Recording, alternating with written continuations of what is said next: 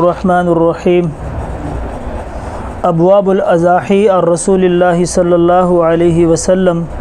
باب ما جاء فی فضل الاضحیہ۔ یہاں سے امام ترمذی رحمۃ اللہ علیہ قربانی کے ابواب شروع فرما رہے ہیں، اور پہلا باب جو ہے وہ قربانی کی فضیلت کے بارے میں ہے۔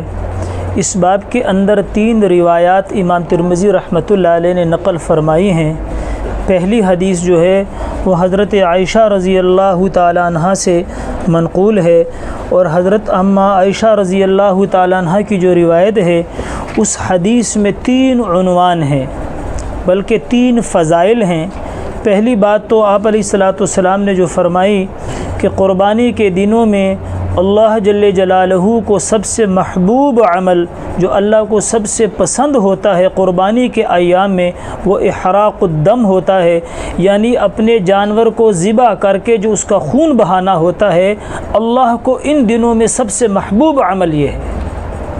دوسری آپ علیہ الصلوۃ والسلام نے فرمایا کہ یہ جو جانور ہوگا قیامت کے دن یہ اپنی کھروں کے ساتھ اور اپنے سینگوں کے ساتھ اور اپنے بالوں کے ساتھ لایا جائے گا۔ کیا مطلب ہے کہ دنیا کے اندر ہم جب جانور کی قربانی کرتے ہیں تو اس کے پاؤں کے جو کھرے ہوتے ہیں وہ بھی پھینک دیتے ہیں، اور سینگ کو بھی پھینک دیا جاتا ہے، اور جو اون والے جانور ہوتے ہیں وہ چمڑے سمیت وہ بھی صدقہ کر دیے جاتے ہیں۔ یعنی یہ دنیا کے معاملات میں یہ چیزیں ہمارے کام نہیں آتی، لیکن آپ علیہ الصلوۃ والسلام نے فرمایا کہ قیامت کے دن یہ چیزیں بھی کام آئیں گی۔ کیا مطلب ہے کہ یہ چیزیں بھی لا کر اس کے نامہ اعمال کا جو ترازو ہوگا نیکیوں کا اس میں ڈالی جائیں گی۔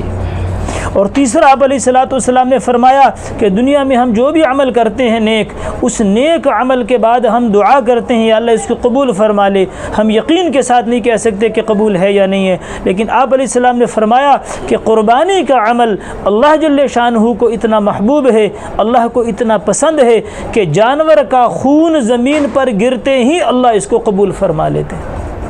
جانور کا خون زمین پہ گرتے ہی اللہ اس کو قبول فرما لیتے ہیں۔ دوسری حدیث حضرت زید بن ارقم رضی اللہ تعالیٰ عنہ کی ہے۔ انہوں نے آپ علیہ الصلوۃ والسلام سے سوال کیا، یا رسول اللہ صلی اللہ علیہ وسلم، اے اللہ کے رسول، یہ قربانی کیا ہے؟ یہ جو قربانی کے ایام میں جانوروں کی قربانی کی جاتی ہے یہ کیا ہے؟ آپ علیہ الصلوۃ والسلام نے فرمایا، سنت ابیکم ابراہیم، یہ تمہارے ابا حضرت ابراہیم علیہ الصلوۃ والسلام کی ایک سنت ہے، یعنی ایک طریقہ ہے جو انہوں نے جاری کیا تھا۔ جیسے انہوں نے اپنے بیٹے کی قربانی دی تھی اور جتنا ان کو اجر ثواب ملا تھا، آج جو آدمی بشاشت قلب کے ساتھ اپنے جانور کو خرید کر اس کی قربانی دے گا اس کو بھی اللہ ایسے ہی اجر عطا فرمائیں گے۔